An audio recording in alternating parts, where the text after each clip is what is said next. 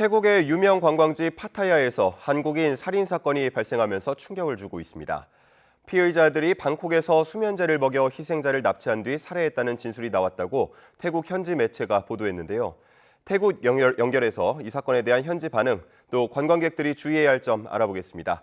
태국 방콕 김기성 YTN 리포터 연결돼 있습니다. 김기성 리포터. 안녕하십니까?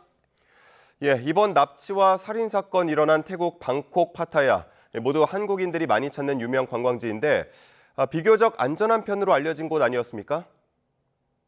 예, 이번에 피해자가 납치된 곳은 방콕의 RCA라는 클럽들이 모여 있는 클럽타운에서 시작이 되었는데요. 이 RCA라는 곳은 외국인들 그 관광객들 사이에서도 유명한 곳입니다. 그러다 보니까 젊은 관광객들이 많이 찾는 그런 클럽들이 모여 있는 곳이기도 합니다.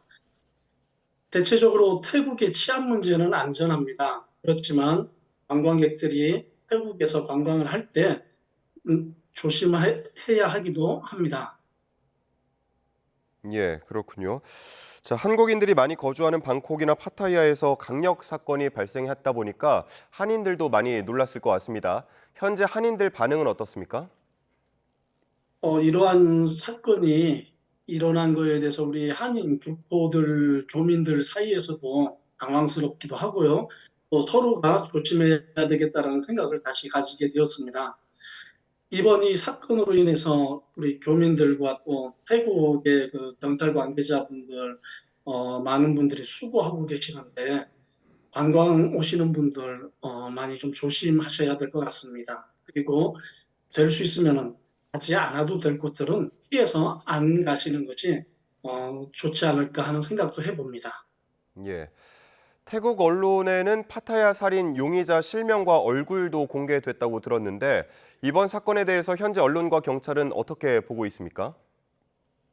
예, 이번 사건에 대해서 태국의 그 경찰들도 중요시 여기고 있는데요. 이 태국의 언론들은 세 명의 그 피의자들을 실명과 얼굴을 공개를 했습니다. 대체적으로 태국의 그 언론은 어, 범죄자들에게 그 공개를 자주 그렇게 하는 편인데요. 이번 사건으로 인해서 태국의 그 관광업계에 타격이 오지 않기를 바라고 있습니다. 예. 자, 태국 경찰이나 언론 이번 사건을 중요한 사건으로 보는 이유를 꼽자면 어떤 게 있겠습니까? 이번 사건이 보도된 대로, 언론에 보도된 대로 아주 잔인한 사건 중에 하나로 지금 기록이 되었는데요. 이 사건으로 인해서 지금 코로나 이후에 태국의 경기가 관광업이 조금 좋아지고 있는 이 가운데에 이 사건으로 인해서 관광객들의 발길이 끊어지지 않을까 하는 그런 염려도 한편으로는 하고 있습니다. 그러다 보니까는 경제의 어떤 그 경기에 타격을 줄 수 있지 않을까 하는 그런 생각도 가지고 있습니다. 그리고 또 이런 범죄들로 인해서 관광객들이 위축되어서 관광을 오지 않을까 하는 그런 생각도 가지고 있고요. 예, 뭐 사건이 알려진 지 오래 지나진 않았습니다만 혹시 체감적으로 관광객이 줄었다 이런 것들도 느껴집니까? 아직 그런 통계는 나오진 않았지만 태국은 1년 그 관광업계에서 그 벌어들이는 GDP가 1년에 20% 정도를 차지합니다. 관광업에서 벌어들이는 건 수입이 큰데 이러한 일들이 발생이 되고 또 이러한 일들이 자주 언론에 보도가 되면은 아무래도 관광업계에 큰 타격이 오지 않을까 그렇게 생각을 합니다. 예. 자, 앞서서 뭐 방콕이나 파타야 그리고 납치 사건이 발생한 태국 시내 클럽 역시도 관광객들이 많이 찾는 곳인데 이들 지역 방문할 때 주의해야 할 점을 꼽아 주신다면요. 태국에 관광 오시는 분들은 일단 그 현찰보다도 카드를 소지하시는 것이 좋지 않을까 생각합니다. 현찰은 예를 들어서 빼앗기게 되면은 바로 사용이 가능하기 때문에 카드가 아무래도 좀 나을 것 같고요. 특히 또 이제 관광객들 그 보면은 가방을 이제 백가방 같은 것들을 메고 이렇게 뒤로 많이 메시고 다니는데 될 수 있으면 앞으로 메시고 다니시는 것이 또 도움이 되지 않을까 생각하기도 합니다. 그리고 웬만해서는 현지에 아는 현지인들과 같이 다니는 것이 좋고요. 또 관광지에서 흔하게 볼 수 있는 것 중에 하나가 무료로 음료를 이제 나눠주는 것들이 많이 있는데 조심해야 될 것 같습니다. 무료로 나눠주는 그런 음료들도 조심해서 삼가하는 것이 좋지 않을까 그런 생각을 가져봅니다. 예. 자, 태국은 2022년 6월 대마를 마약류에서 제외하면서 사실상 합법화했는데 그 이후에 부작용이나 범죄도 많아졌다고요? 태국이 2022년도에 대마를 합법화하고 나서 태국의 젊은 10대 아이들의 그 마약 범죄율이 10% 이상 상승했다라는 보고를 봤습니다. 이 10%라는 숫자는 적은 숫자가 결코 아닙니다. 그래서 이 젊은 청소년들 위해서라도 이 마약 문제를 다시 원점으로 돌려야 된다라는 그러한 언론의 이야기도 보도도 되고 있습니다. 예, 혹시 관광객들을 대상으로 한 마약 범죄나 뭐 사기 행위 이런 것들도 많이 늘었습니까?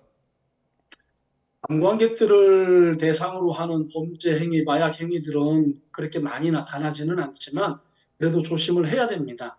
예를 들어서 우리 한국 같은 경우는 마약이 합법화가 아니기 때문에 태국에 관광을 오신 분이 마약이 들어있는 음료나 음식을 먹고 한국으로 돌아갔을 때에 자칫 잘못하면 마약 성분이 검출될 수도 있는 그러한 일도 일어날 수 있습니다. 그러다 보니까 그러한 이제 모르는 분들이 주는 그런 음식들이나 음료 같은 것들은 삼가하는 것이 좋다는 것입니다.